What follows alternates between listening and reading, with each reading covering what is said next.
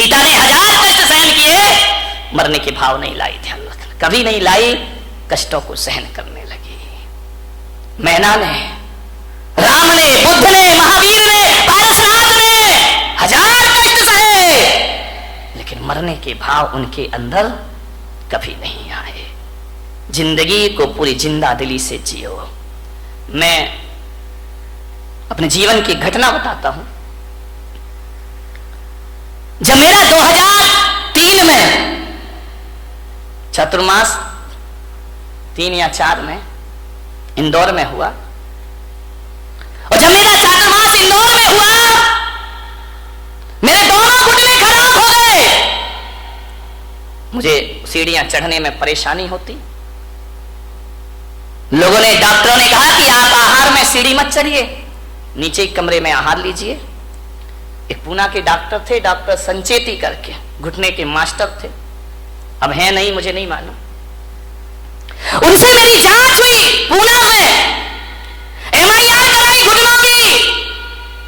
उन्होंने कहा घुटने खराब है आपके, इन्हें चेंज करना पड़ेगा। मैंने कहा उस समय मैं कितने साल का रहा होऊंगा, 35, 36, 37, 38 साल का। उन्होंने कहा आपके घुटने चेंज हो गए। मैंने कहा घुटने चेंज होने का मतलब है ऑपरेशन, और ऑपरेशन का मतलब है इस्तीफा, रिजाइन तो देना ही पड़ेगा। दिगंबर मुनि ऑपरेशन तो करा नहीं सकता है, अस्पताल में एडमिट नहीं हो सकता है, इसका मतलब है कि मेरी बरसों की तपस्या बेकार हो जाएगी। उन्होंने कहा आप ध्यान रखिए। मैंने कहा नहीं कराऊंगा ऑपरेशन तो बोले घुटने हैं, घिसते जाएंगे, घिसते जाएंगे, घिसते जाएंगे, जो घुटने 20 साल चलना है वो 10 साल में खत्म हो जाएंगे, आप चल नहीं पाएंगे। आप आसन लगा के ना बैठे। मान्यवर, जो आप मेरे कमरे में यहां पे देखते ना, मैं इस पर बैठा हूं, ये मेरा शौक नहीं है पैर में, इसलिए मुझे इस पर बैठना पड़ता है। बाकी सिंहासनों से हमारा कोई मोह नहीं हुआ करता है, ये समाज की व्यवस्था है। उन्होंने कहा कि पैर मोड़ के नहीं बैठना, तकलीफ होगी आपको। तकलीफ इतनी बढ़ी, इतनी बढ़ी, इतनी बढ़ी, इतनी बढ़ी 2007 तक कि मुझे बिहार करने में दिक्कत होने लगी। पैरों में भयंकर दर्द रहता। मेरा 2007 में सूरत चतुर्मास हुआ, वहां से मैं पावागढ़ के लिए गया तीर्थ यात्रा करने के लिए, और जैसे ही पावागढ़ पहुंचा, 3500 सीढ़ियां पावागढ़ की, गुजरात में। मैंने कहा इतनी सीढ़ी मैं कैसे चढ़ूंगा? तो मैंने विचार किया कि कल सुबह भक्ति करके, पाठ करके मैं जाऊंगा पावागढ़, नीचे वाली सीढ़ी पे खड़ा होकर उस तीर्थ की वंदना कर लूंगा। मेरे पैरों में इतनी ताकत नहीं है। मैं गया, जैसे गया पहली सीढ़ी चढ़ा, मेरे भीतर से मन ने कहा जब लौटना नीचे ही से है तो 2 सीढ़ी और चढ़ लो, 3 और चढ़ लो, 10 चढ़ लो, जितनी चढ़ सको उतनी चढ़ो, वंदना का पुण्य अपने आप को प्राप्त होगा। मैं धीरे धीरे 10 सीढ़ी, 20 सीढ़ी, 25 सीढ़ी चढ़ा। यहां तक तो मैं चढ़ ही सकता था। मैं चढ़ा, मेरे का जहां तक बढ़ेगा मैं चलूंगा। मैं गया, मैंने क्या देखा, एक छोटी सी बच्ची हाथ में चावल लिए, 5-6 साल की बालिका होगी, वो मेरे आगे आगे चल रही। मैं खड़ा हो गया। बच्ची ने कहा आओ महाराज। रुक क्यों गए? मैंने कहा बेटा मैं नहीं चढ़ पाऊंगा ये पहाड़। अरे बोले हाँ महाराज कोई दिक्कत नहीं है, मैं चल रही हूं ना। छोटी सी बच्ची तुतलाते हुए बोली मेरे पीछे पीछे आओ। मैंने कहा वाह रे, सारी दुनिया मेरे पीछे चलती है, ये बच्ची कह रही मेरे पीछे पीछे आओ। मैंने कहा चल बेटा मैं चलता हूं। चलते गए, बोले हाँ महाराज आओ। बच्ची हाँ खेलते खेलते सीढ़ियां चढ़ती गई, मेरे पीछे, मैं उसके पीछे पीछे चला गया। जैसे ही गया मेरे मन ने कहा कि बच्ची क्यों नहीं घबरा रही है 3500 सीढ़ियों से, मैं क्यों घबरा रहा हूं 3500 सीढ़ियों से। मैंने सोचा, चिंतन करते रहा चढ़ते चढ़ते। मैंने कहा मैं क्यों भयभीत हूं और ये क्यों भयभीत नहीं है। मैंने कहा शायद मैं इसलिए डर रहा हूं कि मुझे मालूम है 3500 सीढ़ियां चढ़ना है, और इस बच्ची को नहीं मालूम है कितनी सीढ़ियां चढ़ना है। ये जो भय है, ये डर है, मेरी सोच का डर है, मेरे शरीर का डर नहीं है। मैंने कहा ये बच्ची है, ये नहीं सोच रही कि अज्ञात भय नहीं है इसको, आगे क्या होगा ये बच्ची नहीं जानती है, वर्तमान में जीती है, ये चढ़ने का आनंद ले रही है। इस इसे नहीं मालूम पहाड़ कितने ऊंचे हैं। मैंने कहा चलो, जब एक 5 साल की बच्ची चल सकती है तो मैं क्यों नहीं चल सकता हूं, मैं भी चलूंगा। लेते गई और बच्ची, महाराज आइए पधारिए। छोटी सी बच्ची, मैंने माँ बाप से कहा इसे गोद में ले लो, बोली नहीं मैं पैदल चलूंगी। महाराज पैदल चल रहे हैं, 5 साल की बच्ची, मैं भी पैदल चलूंगी। अरे मैंने कहा बच्ची तू मुझे देख के पैदल चल रही है और मैं तुझे देख के पैदल चल रहा हूं। आप दोनों एक दूसरे को देख चलते गए। चल, आपको विश्वास नहीं होगा, 2 घंटे में मैंने और बच्ची ने 3500 सीढ़ियां चढ़ ली उन पहाड़ की। ध्यान रखिए, जो कभी 2nd फ्लोर में आहार में जाना नहीं चाहता था, 3500 सीढ़ियां चढ़ी। किससे चढ़ी मेरे भाई? ना कोई मंत्र, ना कोई ताकत, ना कोई शक्ति। हौसले बुलंद रखिए। मैं वहां पर चढ़ा शाम के वक्त, रात्रि विश्राम वहीं हुआ और सुबह ऐसे उतर के आ गया। वो दिन है और आज का दिन है। मेरे घुटनों का दर्द कहां है मुझे पता ही नहीं है। कोई दर्द नहीं है।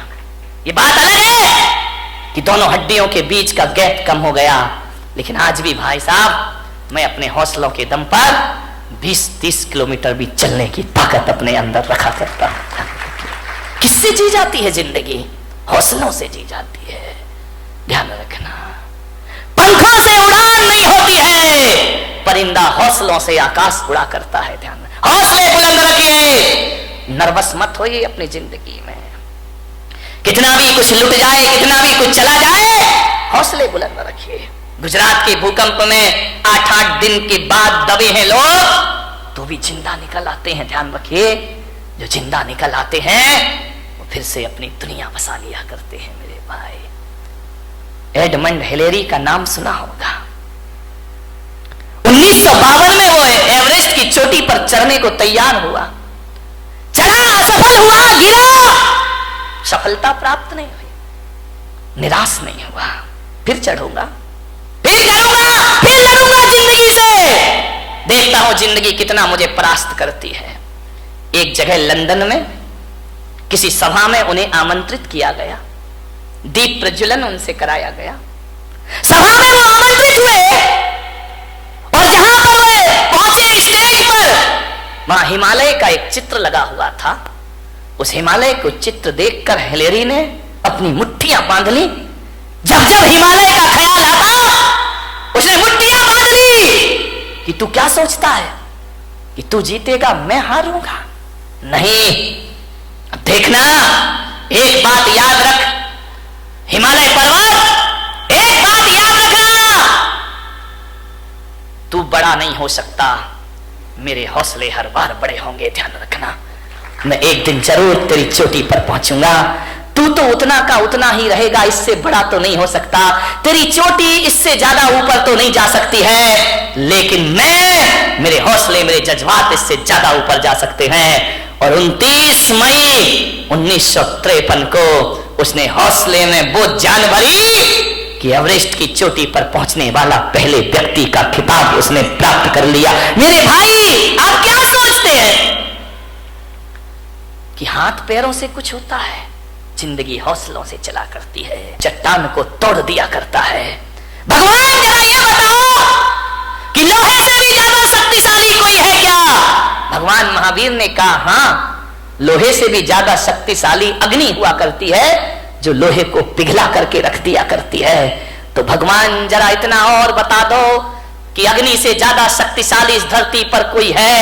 तो महावीर ने कहा धरती अग्नि से ज्यादा शक्तिशाली पानी हुआ करता है, जो आग को बुझा के रख दिया करता है। तो भगवान फिर इतना और बता दो, पानी से ज्यादा शक्तिशाली कौन होता है इस धरती पर? तो भगवान महावीर ने कहा पानी से ज्यादा शक्तिशाली आदमी का संकल्प हुआ करता है, आदमी के हौसले हुआ करते हैं। बोले हौसलों से बड़ा कुछ होता है? तो महावीर ने कहा संकल्प से बड़ा इस धरती पर कुछ नहीं हुआ करता है। और संकल्प में वो ताकत होती है कि पानी को पाताल से निकालने की ताकत आदमी के संकल्प में हुआ करती है। ध्यान रखिए, संकल्पों से जिंदगी जी जाती है, संकल्पों से जीवन चलता है। मान्यवर, विचार करिए, आप सोचिए, संकल्प बुलंद होना चाहिए इस आदमी के। इतने जल्दी हार मत मानो जिंदगी से। छोटी छोटी बातों। एक बहुत बड़े गणितज्ञ हुए हेरो 9 बार फेल हुए स्कूल में। कितनी बार? ऐसा कोई महात्मा बैठा जो 9 बार फेल हुआ हो? 9 बार फेल हुए। पिता ने कहा ये पढ़ाई बंद कर, तेरे बस की नहीं है, तू नहीं हो सकता पास। 9 बार फेल। चल पशु चरा, उठा डंडा, गाय चरा, भैंस चरा, तू पास नहीं हो सकता, तेरे भाग्य में पास होना लिखा ही नहीं है। उसने कहा यार लगता तो ऐसा ही है कि अब मैं पास नहीं हो सकता। 9 बार फेल हुआ क्लास में। एक दिन बैठा था अपने घर में, एक चींटी को देख रहा है। चींटी चढ़ रही है, गिर रही है, चढ़ रही है, गिर रही है, फिर चढ़ती है, फिर गिरती है, फिर चढ़ती है, फिर गिरती है। हीरो ने कहा यार ये गिनू तो कितनी बार चढ़ रही है। उस दिन वो चींटी 99 बार चढ़ी और गिरी, 100वीं बार ऊपर चढ़ी। उसने कहा मिल गया। पिता से कहा मैं स्कूल जाऊंगा, मैं पढ़ूंगा। बोले पागल है क्या, 9 बार फेल हुआ है? बोले 9 बार हुआ हूं ना, अभी 90 बार बाकी है। बोले क्या मतलब? बोले वो चींटी 100वीं बार ऊपर चढ़ी है, मैं तो अभी 9 बार फेल हुआ हूं। 90 बार। बाप ने कहा पागल 90 बार में 90 साल लग जाएंगी, तू मर जाएगा जो चींटी की बराबरी। अरे बोला कुछ भी हो जाए, अभी तो 90 बार मुझे पास होना। एक बात लग जाए आदमी को तो जिंदगी बदल जाया करती है। एक बात में जीवन के सूत्र मिल जाते हैं। बोले 90 बार तभी और पढ़ना है मुझे। बहुत जिद की पिता से, पढ़े लिखे, मालूम है 10वीं बार में वो बच्चा पास हो गया और वो सबसे बड़ा गणितज्ञ बन करके खड़ा हो गया। उसकी किताबें मैथमेटिक्स में चला करती हैं, ध्यान रखिए। इतना महान गणितज्ञ बना, उसके जैसा गणित के सवाल हल करने वाला दुनिया में दिखा।